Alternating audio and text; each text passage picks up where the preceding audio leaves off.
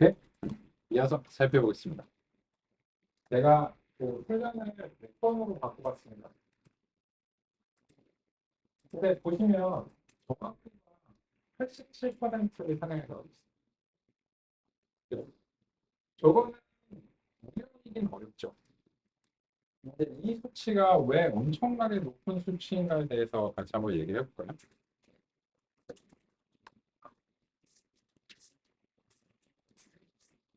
일단은 이제 지금 87에서는 조금 그 올라가는 게 약간 그 제한이 있는 편인데, 하지만 이게 현재로서도 얼마나 높은 수치인가에 대해서 같이 한번 얘기를 해보겠습니다. 왜냐하면 우리의 어떤 의미의 WT는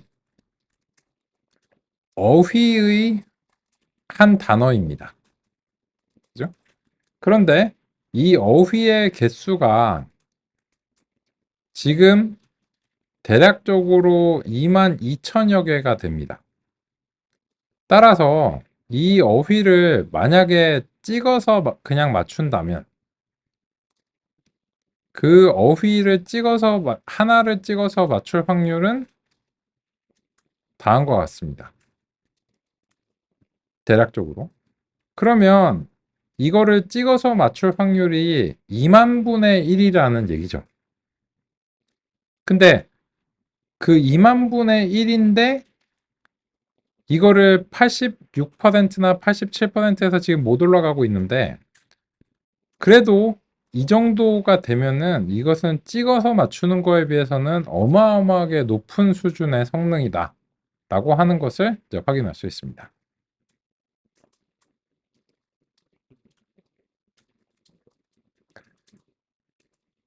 그런데 제가 이제 100번을 줬는데 여기서 이제 애큐러시가 87이라고 하는 그런 그 장벽에 부딪혀서 더 이상 이제 못 올라가는 듯한 그런 느낌이죠.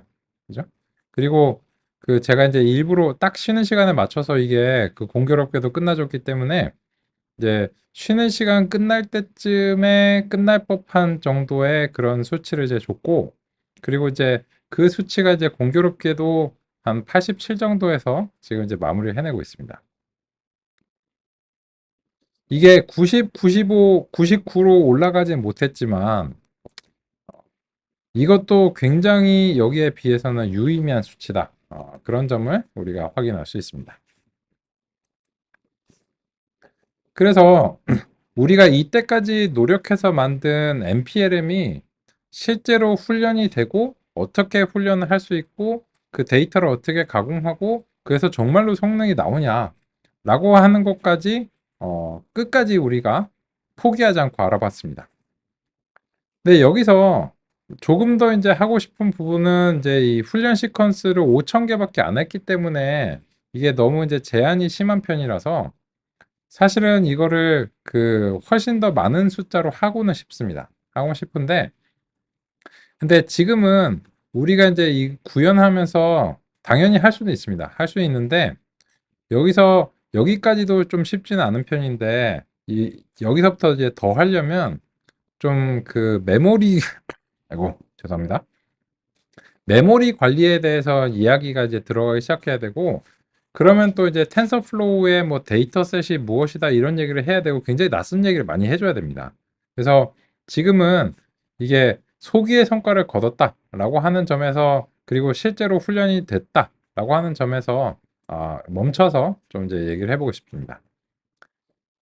그런데 이제 그 훈련을 했다면 확인해 보셔야 되는 것이 무엇이냐면, 시험 데이터에서도 얼마만큼의 이제 성능을 발휘하느냐, 이런 것이 이제 중요한 일이잖아요. 그래서 그 같은 방식으로 우리 이제 준비를 하겠습니다. 그래서 엔그람 테스트이고요.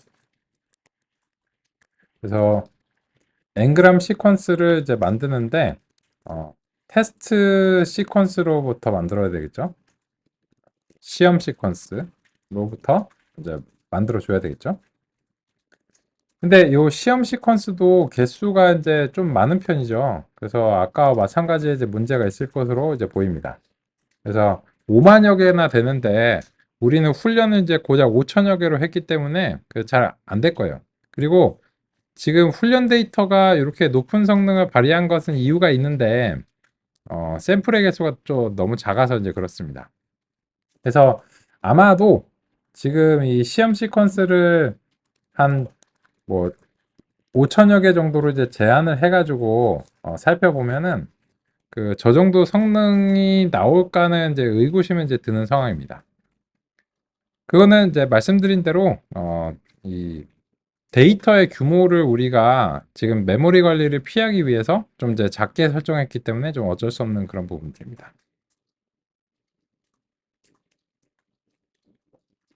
하지만 그렇다고 해도 이 엔그램 테스트나 훈련의 규모의 이제 자체가 뭐 20만 개 이런 규모이기 때문에 그래서 어느 정도는 이제 유의미할 수 있다고 생각합니다.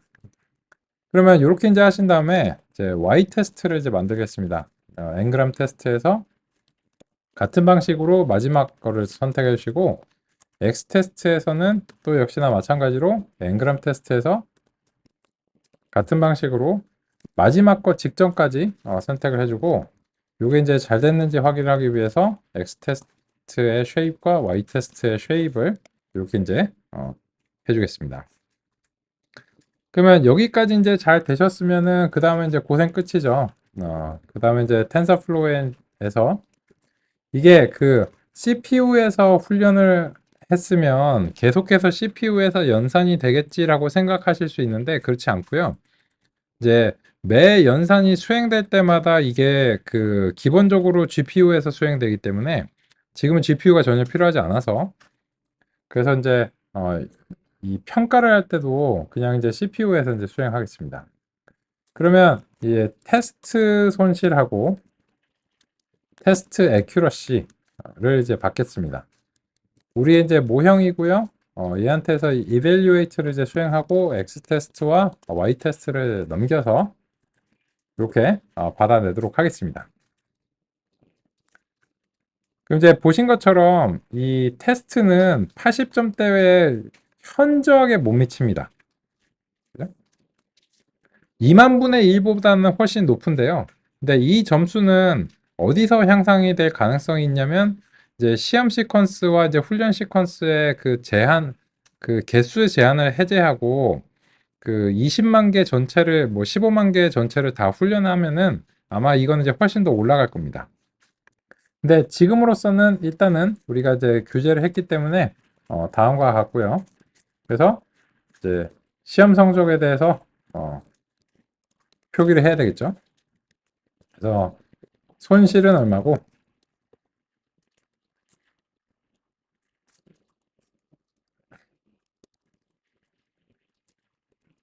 소수점 한 4자리 정도까지 보고요. 정확도는 얼마다. 소수점 2자리 정도까지의 퍼센트로 이렇게 보면 될 것 같습니다. 그래서 80 몇 점을 이제 기대하셨을 수 있는데 말씀드린 이유로 인해서 이거는 이제 한 15% 정도의 점수를 이제 받았다. 하지만 2만 분의 1에 비해서는 현저하게 높기 때문에 역시나 이것은 이제 실제 훈련 데이터 전체로 다 훈련했을 때는 훨씬 개선의 여지가 있다. 이렇게 말씀드리면서 마무리를 해보고 싶습니다.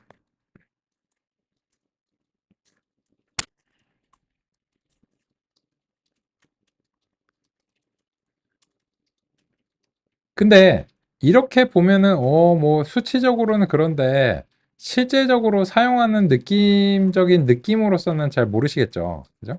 그래서 이제 예문을 하나 이제 정하겠습니다. 예문.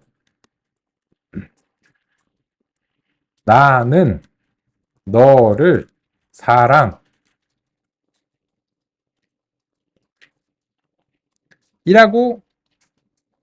우리가 이제 한다면 이게 이제 정수 시퀀스로 변환이 수행이 되고 엔그램으로 변환이 되면 우리 모형에 들어가서 다음 단어를 이제 예상하는 게 이제 가능하겠죠. 그죠? 그러면 이제 그 나는 너를 사랑이긴 한데 이게 그 우리의 그 모형이 그 Ng으로서 이제 4g을 사용했기 때문에 너를 사랑이라고 하는 걸로 이제 그 줄여야 될 것 같습니다. 그래서 이제 다음과 같이 이제 되고 그러면 이제 이 new 시퀀스라고 부를게요. new 시퀀스는 정수 인코더한테 예문을 이제 제공하면 얘가 이제 new 시퀀스가 되겠죠. 그죠? 그러면 너를 사랑이라고 하는 것이 어휘에 있었기 때문에 143, 18, 598 이런 식으로 변환이 됐습니다. 그러면 이 new 시퀀스를 누구한테 전달해 주면 될까요? Ngram 시퀀스한테 이 new 시퀀스를 이제 전달을 해 주겠습니다. 대신에 이제 이 new 시퀀스를 이제 한 개밖에 없기 때문에 이런 식으로 조금 구성을 해가지고 전달을 이제 해주도록 하겠습니다. 네, 지금 이제 그 한 개 이상이 이제 형성이 이제 돼야 되는데 그 점에서 이제 형성이 안 됐네요.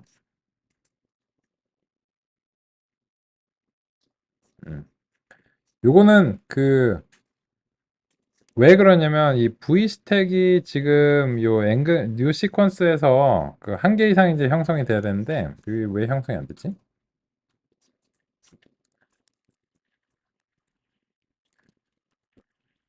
Ngram의 이제 예문의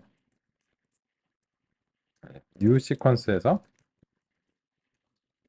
우리가 이제 수동으로 좀 이제 해서 보면요.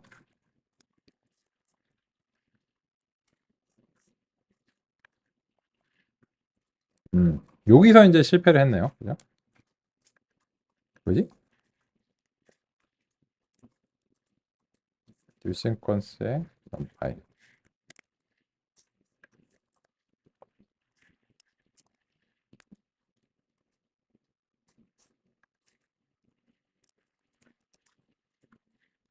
이게 세 개가 나왔나 보네요. 음. 너를 세 개죠. 너를 사랑해야지. 그죠? 네 개가 돼야지 되죠. 그래서 요 Ngram 시퀀스에다가 제시를 하겠습니다.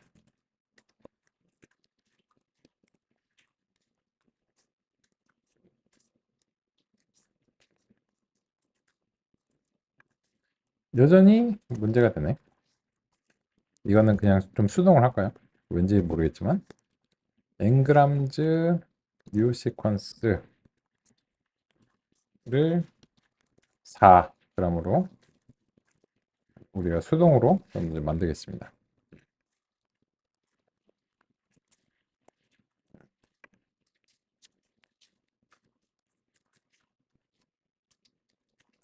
하나밖에 없어도 하나밖에 없어서 그런가? 그러면 이제 얘를 그 x new라고 부를게요. x new고 이거를 이제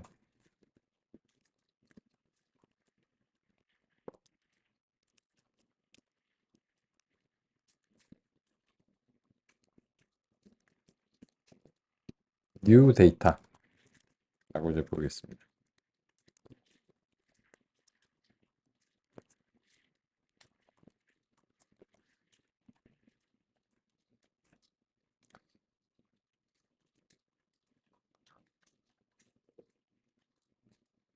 그러면 여기서 이제 나, 너, 사랑이라고 하는 이제 점이 있는데 이제 그 우리는 나, 너를 집어넣고 그 다음에 이제 사랑 또는 어떤 단어가 이제 나오는지를 이제 보고 싶다는 거죠. 그래서 이제 예, 이제 모형한테 전달해 주기 위해서 XNew는 이제 new 데이터에서 이제 마지막 거 일보 직전까지만 이렇게 선택을 해가지고 이렇게 이제 해야 되고요. 그러면 이제 우리 모형이 뭐라고 얘기는 하겠죠. 근데 지금 정확도로 보면은 아주 황당한 소리를 할 것 같긴 하지만 이 실제로 이제 그 데이터를 기반으로 사용을 하신다라고 하는 측면이 이제 이런 겁니다. 그래서 이제 이 모형한테 x뉴를 이제 집어 넣어가지고 다음과 같이 결과를 획득을 해냈습니다.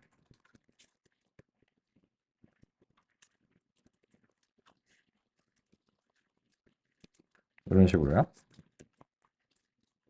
그러면 이렇게 이제 결과를 획득을 해내시면 이 아웃풋가 그 어떻게 이제 나오는지 보시면 다음과 같이 나옵니다. 이게 그 아웃풋가 이 전체 어휘만큼 이제 나오고 이 중에서 그 어떤 의미의 그 WT에 대한 확률적인 자신감으로 이제 나오는데 그 이유가 뭐냐면 이게 소프트맥스라고 하는 함수를 우리가 마지막에 적용을 했기 때문에 이 아웃풋이 이제 확률적인 자신감이 이제 됩니다. 그러면 이제 실제로 예측한 것이 무엇인지를 알기 위해서는 이 중에서 어떤 값이 가장 컸는지를 이제 살펴보고 그 값의 위치를 기반으로 해서 정수 인코딩을 이제 해야 되는데 그러면 이제 다음과 같습니다. 그래서 이제 요거는 이제 기록을 위해서 이렇게 남겨두고 재밌겠네요. 이게 헛소리 할 것 같아서. 그러면 이제 다음 단어, 다음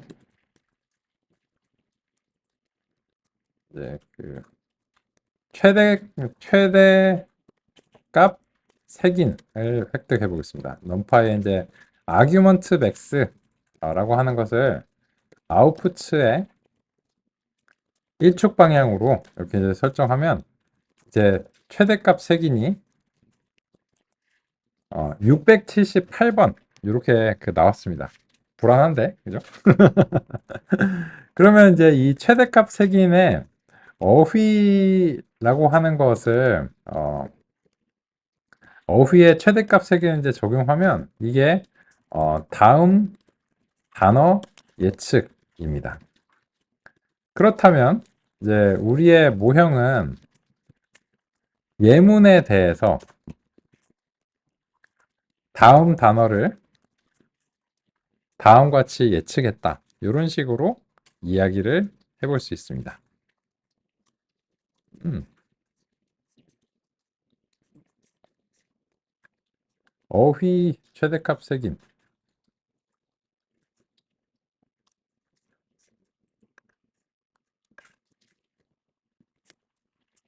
어휘가 혹시 이제 갱신이 돼서 이제 그런가 한번 보겠습니다. 리스트 맞고 최대값 색인. 최대값 색인의 참 첫 번째 값이죠. 이렇게.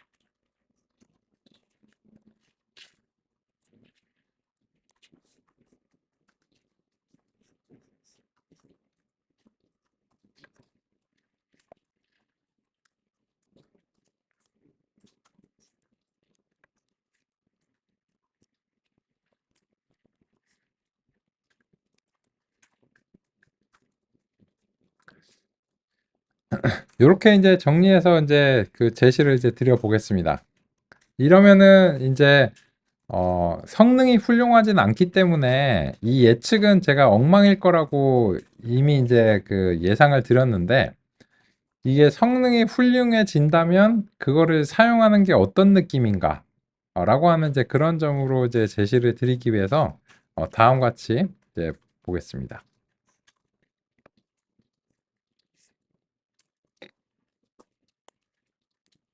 이건 이제 보시면 나는 너를 이 입력이에요. 우리가 원하는 거는 이제 높은 확률로 사랑이 됐으면 좋겠어. 그게. 그죠? 네. 나는 너를 다음에 사랑일지 아닐지는 모르는 거죠. 이거는 조금 맥락이 애매모호하긴 하거든요. 그래서 이거는 이제 사랑 말고도 나 너를 좋아해 일 수도 있는 거고, 나 너를 싫어해 일 수도 있는 거고, 나 너를 어쩌고일 수도 있는 거잖아요. 그래서 그런 이유로 인해서 여러 가지 이제 형용사들이 나와야 되지 않을까, 그죠? 이렇게 생각하는데, 근데 그런 의미에서 저게 정답이라고 하기에는 조금 애매모호해요. 제가 이제 정답을 소개하기 조금 애매모호한데, 이 과정을 보시면 애써서 만든 모형을 사용하고자 하는데 실제로 이렇게 사용하신다는 거를 이 절차로 봐요. 이 모형이 얼마나 잘 되는가를 떠나서 절차 자체를 이제 제시드리고자 했고, 그러면 저는 이제 예측을 뭐라고 하냐면 나 너를 오래 어떠신가요? 그럴 수도 있을 것 같아요. 나 너를 오랫동안 사랑했어. 그럴 수도 있잖아요. 그죠? 오랫동안 좋아했어라고 할 수도 있잖아요. 그렇죠. 그러면 이거를 오토 리그레시브하게 챗GPT 스타일로 만들면 어떻게 해야 될까요? 얘가 낸 예측이 다시 입력 데이터예요. 그런 다음에 이 4개짜리 엔그램들이 이동하면서 그러면 다음에는 너를 너를 오래가 입력이 다시 되는 건데, 근데 그때 중요한 게 뭐냐면 자기 자신의 예측이 다시 입력이 되는 거예요. 그러면은 그 다음에 올해 다음에 뭔 단어가 나와야 될까를 우리가 할 수 있어요. 그러면은 얘한테서 한 10번 정도를 오토 리그레시브하는 걸 자기가 낸 이 출력을 자기가 다시 먹어치우는 거거든요. 이런 식으로 하면은 나 너를 오래 사랑했는지 안 했는지 알겠죠. 그래서 이제 그런 식으로 이제 구현을 하시려면 이제 이게 이제 처음에는 이제 시작이 저렇게 됐는데 저 시작 부분에서 다시 출력이 나오고 그다음 최대값 색인이 되고 그게 다시 이제 반복이 돼가지고 이제 윈도우가 이제 이동하면서 쫙 이렇게 이동해야 되죠. 그래서 그런 식으로 또 만들어 보면 재밌을 것 같아요. 이왕 여기까지 노력한 김에. 그래서 이제 같이 한번 이제 보겠습니다. 그러면 이제 이렇게 이제 일단은 우리가 여기까지를 이제 하나 해봤고, 여기서 이제 오토 리그레시브하게 하려면 또 이제 열심히 이제 해보겠습니다. 그러면 이제 예측이 나왔고 이 예측이 다시 요 예문에 이제 들어가서 이제 시퀀스가 되고 정형수 인코더가 되고 뭐 이런 식으로 이제 추가 이제 돼야 될 것 같아요. 그래서 이제 그런 점들 이제 같이 한번 이제 보겠습니다. 그러면 이제 이런 거죠. 이제 처음에는 이렇게 이제 시작을 수행하는데 결국은 이제 이 정수인 코더에서 그 어, 대상은 이제 문장이 있는데 이제 시퀀서가 이제 있어야 되겠죠. 아니 형태소 목록이 어, 가져야 되고 그러면 이제 이 형태소 목록들이 이제 반복적으로 수행이 되면 될 것 같아요. 그래서 이제 예문에서 처음에는 이제 요거를 일반적으로 만들기 위해서 형태소 일단은 포문으로 만드는 걸 대비해서 값이 추가되는 거를 이제 대비할 건데 그 값이 추가가 되려면 이거는 예문의 음, 문자열 형태는 바람직하지 않을 것 같고요. 일단은 리스트 형태로 좀 만드는 게 이제 필요할 것 같습니다. 그래서 이제 형태소 목록을 예문의 이제 스플릿을 통해서 다음과 같이 하는데 그러면은 이제 요 형태소 목록에서 이제 계속해서 이제 전진하면서 처음에 4개까지만 이제 획득을 해서 해야 되겠죠. 그래서 형태소 시퀀스가 while문으로 참 돼야 되겠죠. while문이 이제 돌면서 그럼 이제 이 while문이 전체적으로 이제 이렇게 이제 돌면서 형태소 목록이 어, 수행이 돼야 되겠죠. 그래서 이제 여기 이제 한번 돌고 목록에 마지막 4개를 이제 획득을 해가지고 그래서 이제 이 마지막 4개씩만 이제 획득하면 이제 형태소 목록에 추가될 때마다 이제 계속 전진을 할 거 아니에요. 그죠? 그래서 이제 이런 식으로 해서 이제 형태소 목록을 그 마지막 4개를 이렇게 이제 제시를 하는 겁니다. 그러면은 이제 여기서 이제 마지막 4개에 대해서 그 정수인 코드가 수행이 되려면 역시나 이제 띄어쓰기는 이제 해줘야 되고요. 그죠? 다음과 같이 이제 순간적으로 이렇게 만들어줘야 되고, 그리고 난 다음에는 이제 그 new 데이터가 이제 구성이 되고, 뭐, 그 다음에 그 new 데이터를 다시 이렇게 구성을 하고, 일단은 y_new는 이제 필요가 없네요. 정답은 이제 필요가 없고, 오토 리그레시브하고 이제 만든다면, 이런 식으로 이제 내려갈 수 있습니다. 그럼 이제 다음 단어 예측은 이제 그 동일하게 이제 수행이 되고, 이 프린트문은 이제 제거해도 될 것 같고, 그러면은 이제 이 원래 입력, 이 형태소라고 하는 것은 이제 입력이고, 입력 시퀀스는 현재 형태소 목록에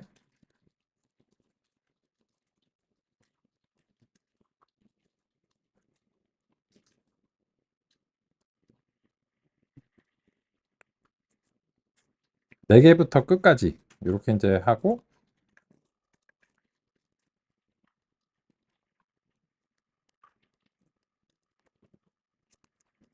입력 시퀀스를 이렇게 이제 바꾸고, 그죠? 그리고 나서 이제 이 다음 단어 예측이 이제 수행되고 난 다음에는 이제 이 형태소 목록에다가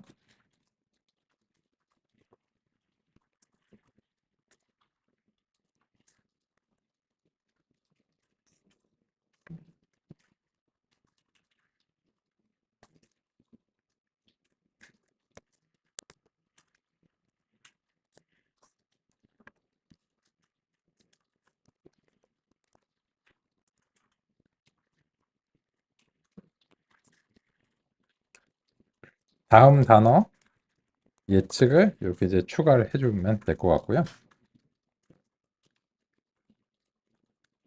요거를 그 10번 정도 이제 반복을 이제 해보겠습니다. 그럼 Y문을 하면 안 되겠네. 그냥 For문으로 하면 되겠네요.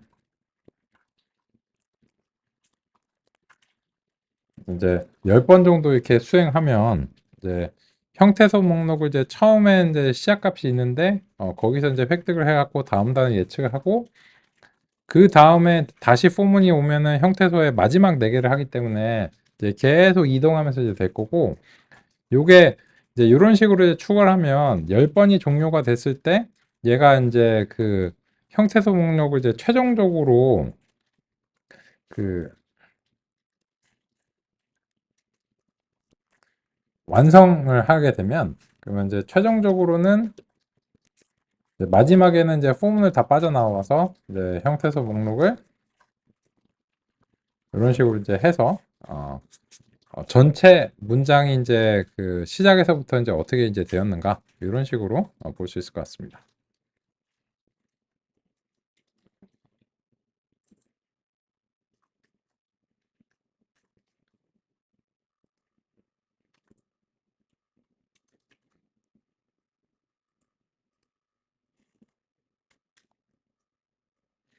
요게 오토 리그레시브 한 거예요. 그죠? 이렇게 이제 보겠습니다.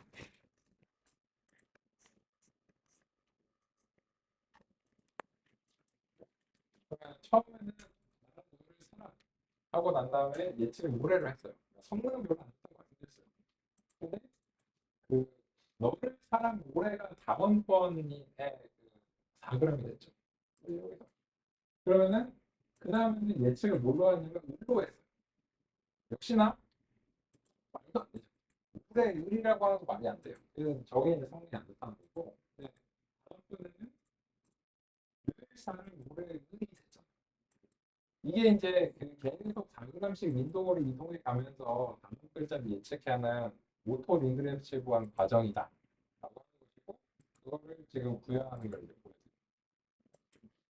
그래서 최종적으로 나는 너를 사는 노래를 하는 우리 쳐서 말하오지. 말도 안 된다.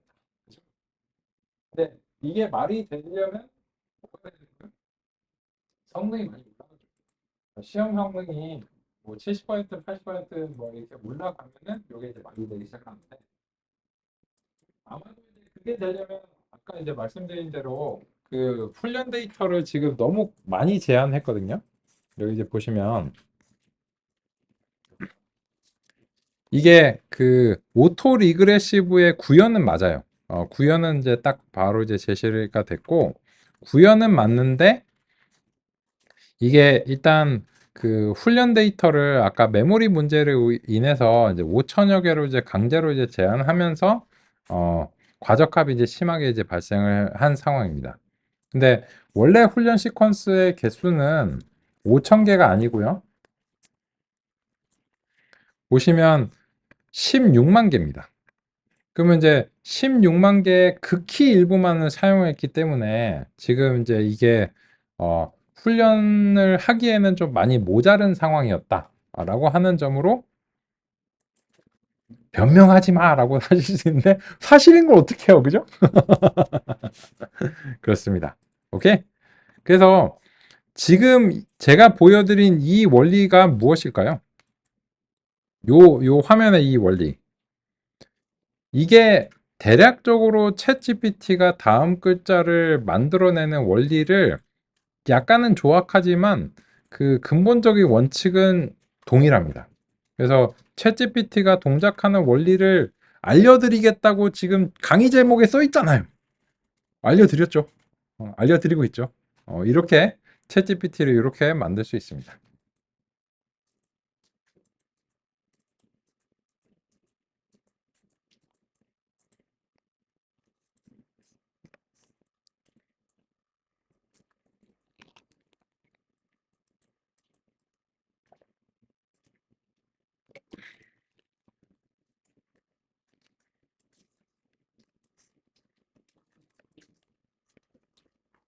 혹시 논의사항 궁금한 점 안 되시는 점 있으시면 알려주시고요.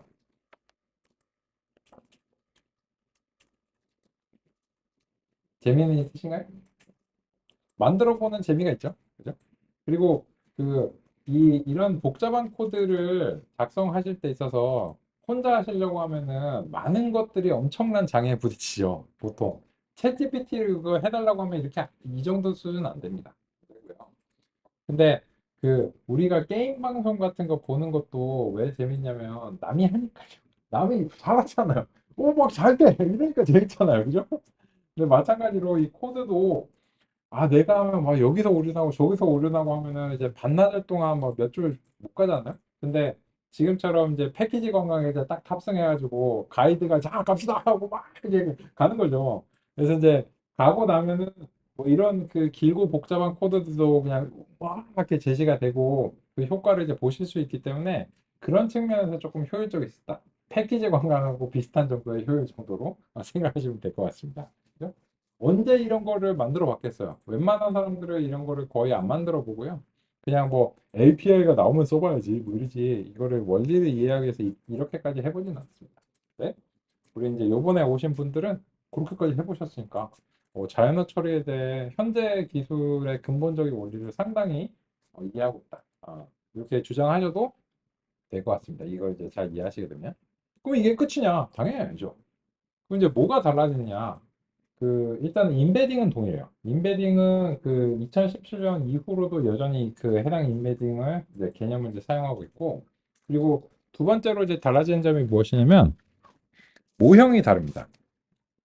지금의 이제 우리가 사용하는 이제 모형은 요거는 그 이 모형 자체에서는 거의 혁신이 없어요. 그냥 평범한 신경망을 썼구나. 그런데 뭐 그 약간 조합들을 조금 특이하게 했구나. 요런 느낌이지 여기서 달라진 바는 없거든요. 근데 이제 2015년에는 요 부분이 어떻게 달라지냐면 아까 말씀드린 대로 2015년과 14년쯤에는 요 부분을 이제 RNN이라고 하는 것을 통해서 이 인베딩은 이제 확립이 됐어요. 근데 이거를 어떻게 처리할 건과 관련해서 2015년부터 2017년까지는 RNN으로 처리를 해왔고, 이 부분을요. 그리고 2017년 이후에서는 이 부분이 트랜스포머로 이제 대체가 되는 겁니다.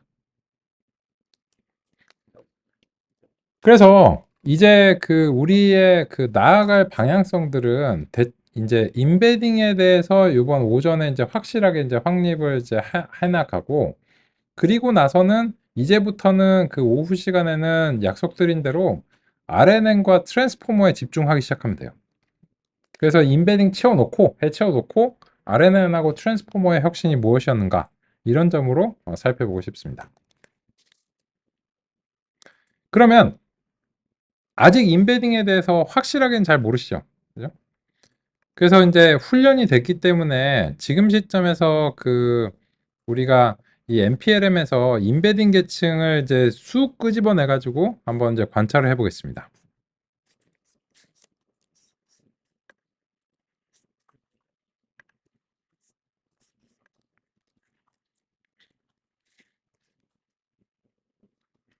학습된 임베딩 행렬 관찰하기.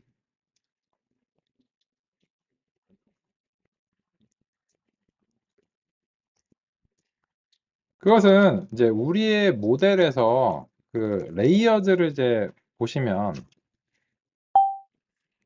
이렇게 이제 레이어드를 접근할 수 있어요. 그죠? 그러면 요 레이어즈에서 우리가 원하는 게 임베딩이거든요. 요 두 번째죠. 그래서 요 두 번째 요소를 딱 선택하면 임베딩 계층이 선택이 됩니다. 그래서 모형의 내부에 삽입되어 있는 그 계층에 접근을 해서 아까 C라고 하는 표기에 맞춰 가지고 이제 한번 살펴보겠습니다.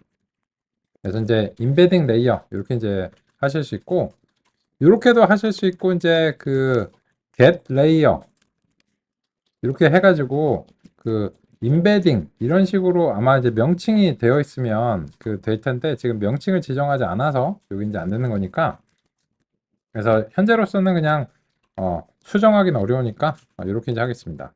그래서 임베딩 레이어를 다음과 같이 이제 획득을 했고, 그러면 여기서 이제 그 이해하고자 하는 바가 무엇이냐면, 아까 우리가 117페이지 수식 4-2번에서 C라고 하는 것을 통해서 W가 X로 바뀐다 라고 말씀을 드렸고, 그거를 이런 식으로 좀 이론적이지만 제시를 드렸는데, 이제는 이런 이론이 펄떡펄떡 살아나서 구체적인 수치가 되는 이런 거를 이제 보실 예정입니다. 그러면은 이제 결국 이 C라고 하는 것이 그 무엇이냐면, 이 임베딩 레이어에서 이제 get weights 라고 하는 것을 통해서 이제 획득을 해보겠습니다.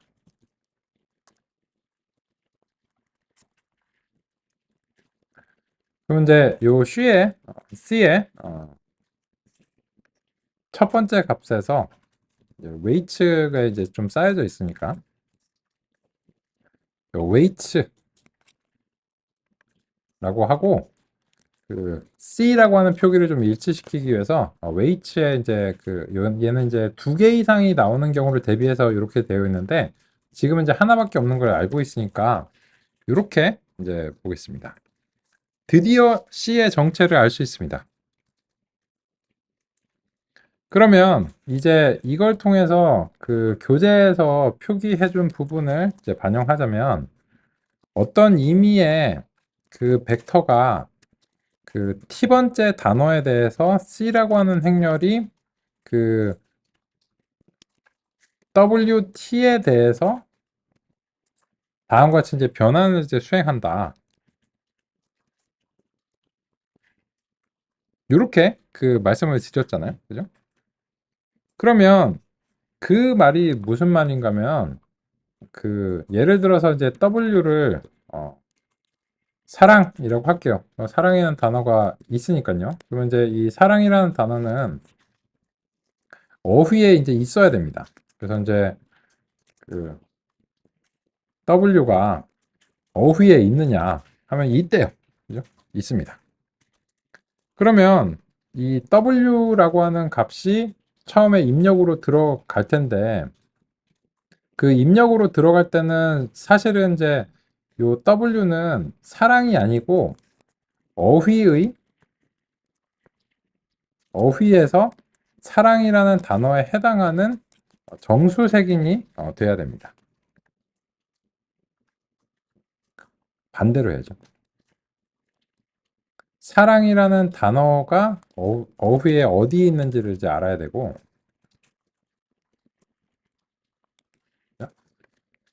있긴 있대. 근데 이제 어디 있는지를 이제 알아야 되는 이제 상황이니까, 요거를 그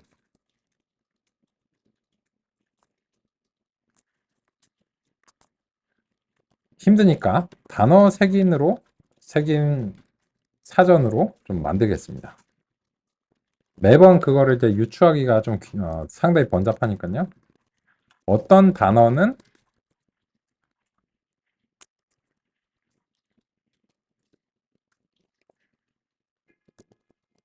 얼마다.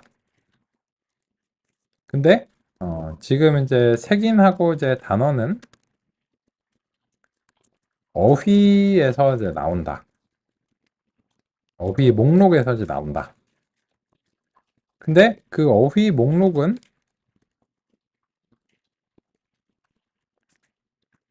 아까 이제 이 정수인 코더의 get vocabulary를 통해서 획득을 한다. 그렇게 되면 이제 단어 색인 사전에서 사랑이라는 단어를 찾았을 때 598번이다. 이런 식으로 이제 다음과 같이 이제 매번 해킹 스타일로 하지 않고요. 이렇게 이제 체계적으로 좀 접근하겠습니다. 그러면 이제 그 CWT를 수행한다는 것이 무엇이냐면 이 단어 색인 사전이 그 WT라고 표기를 할게요.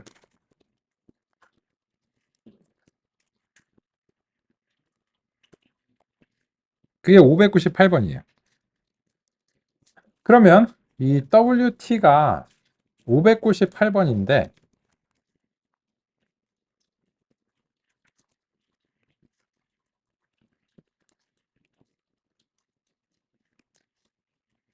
얘가 C에 들어가서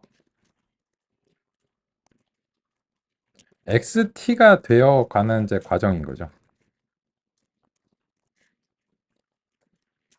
그러면 그 XT라고 하는 것은 무엇이냐면 이 C에서 WT 번째를 이제 찾아내는 과정이고 요게 그 100개나 되기 때문에 제가 이제 좀 줄바꿈을 좀 하겠습니다. 그리고 너무 많으니까 처음 10개만 이렇게 출력을 할게요. 점점점. 그냥 좀 이쁘게 보이게 이런 식으로 해보겠습니다. 이게 이쁜지 모르겠는데.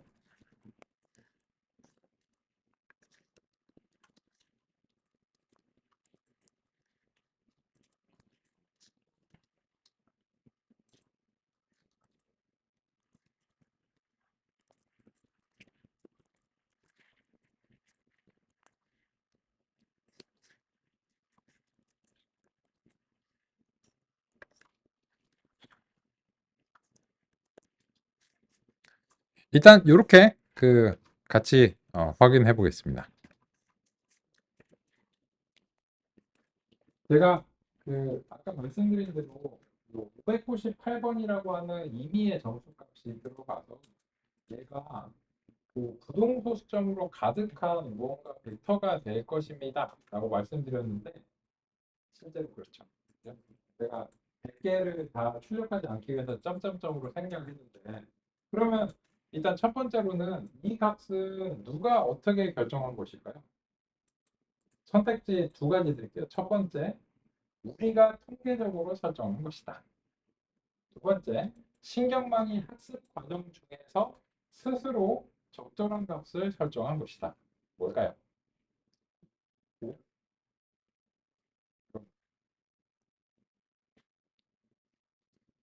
근데 그러면은 오케이 그건 그렇다 치자. 근데 그게 무슨 의미가 있는 거야? 라고 물어보신다면 이게 여기서가 이제 굉장한 혁신이에요. 이거를 이해하시면 일단 임베딩은 이해하시면 돼요. 얼마나 더 품질이 좋은 임베딩가는 우리가 이제 더 얘기를 해야 되는데 임베딩의 개념 자체는 이걸로 이해를 하시는 겁니다.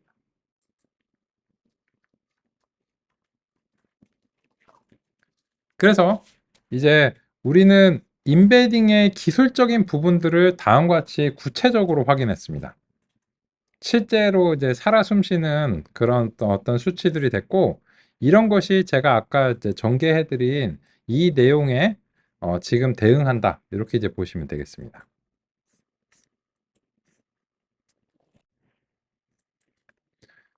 그래서 우리는 이제 NPLM을 이제 도입을 했는데, 그 NPLM에서 그 주요하게 상대하고자 하는 점이 이제 무엇인가라고 하면은 그 기존의 통계적인 앵그람의 문제를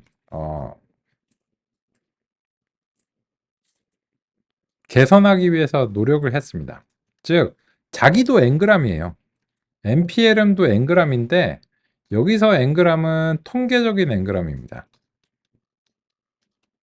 그러면 저 수치 이제는 임베딩 자체를 이제 이해하시는 그런 이제 과정이라고 보시면 됩니다. 구체적인 실험을 하셨으니까. 그래서 앵그람에서는 어떤 게 문제가 되냐면 이 한 여자가 집으로 들어간다. 약간 어색하긴 하지만 그죠? 제가 이제 그 비교할 만한 이런 것들을 좀 만들어 놔고요. 어떤 남자가 주택으로 뛰어간다. 그러면 이게 여자와 남자라고 하는 것이 좀 이제 반대어긴 하지만 그 공통점은 있죠. 그죠? 어떤 주체고 어떤 비슷한 말이 될 수도 있죠. 집과 주택이 조금 비슷하죠. 뉘앙스는 다르죠. 만약에 완벽하게 동일했다면 그냥 완벽하게 동일한 표기를 썼겠죠. 근데 뉘앙스는 다르고 들어간다와 뛰어간다도 뉘앙스는 다른데 어느 정도 이제 유사한 점이 있잖아요. 그죠? 근데 이 통계적인 것들은 이런 유사성에 대해서 여자와 남자, 집, 주책, 들어간다, 뛰어간다가 유사하거나 혹은 어떤 관계에 있다는 것 자체를 통계적으로 표현할 방법이 없습니다. 그게 이제 그래서 기존의 이제 방법론이 어떻게 이제 수행을 했냐면, 이제 개랑 예를 들어서 강아지, 고양이라고 하는 요 세 개의 단어가 있다고 가정을 해보겠습니다. 그런데 기존에는 이 신경망 기반이 아니기 때문에 그 단어들 우리가 이제 했던 거는 그 문장 기반의 벡터였고 단어를 인코딩 할 때는 원하드 인코딩을 이제 수행할 수 있는데 그래서 개는 100, 강아지는 010, 고양이는 001 이런 식으로 이제 인코딩을 해왔습니다. 이게 이제 20세기의 방법이에요. 그런데 이렇게 하면은 이제 이 원하딩 코딩이 바람직한 경우도 있고 아닌 경우도 있는데 그 어떤 차이점이 있는지 먼저 원하딩 코딩 자체에 대해서 좀 소개를 드리고 싶습니다.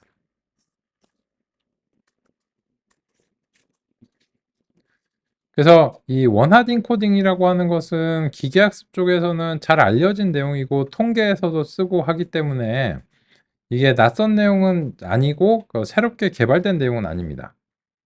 네, 어쨌든 원하딩 코딩이라고 하는 용어 자체가 우리 맥락에서는 좀 처음 등장했기 때문에 여기에 대해서 이제 소개를 드리고 그리고 나서 이제 살펴보는 것이 좋을 것 같습니다. 우리의 마지막 1분을 여기에 투자하겠습니다. 기계학습의 입력과 출력은 수치형 변수로 표현되어야 합니다. 변수는 크게 두 가지 유형이 있습니다. 온도와 속도 같은 연속형 변수가 있고 RGB와 같이 세 가지 중 하나의 값이 되어야 하는 범주형 변수가 있습니다. 기계학습의 출력이 연속형인 경우 회귀 분석의 대상이고 범주형인 경우는 분류를 수행합니다.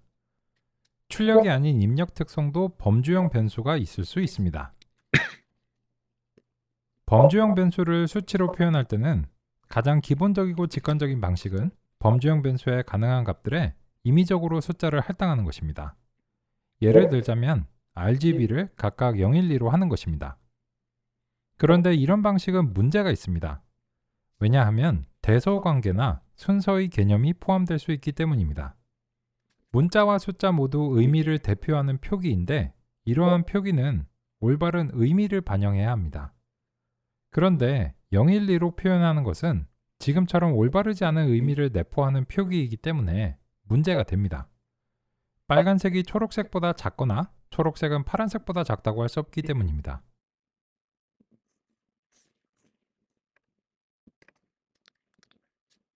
그런 이유로 인해서 이런 경우에는 원하드 코딩이 적절할 수 있습니다. 이전과 관련해서는 우리 오후 시간에 이어서 살펴보면서 이제 살펴보고요. 또 오후 시간에는 2013년 워드 투백을 바로 이제 도입해 보겠습니다. 오후 시간에 뵙겠습니다.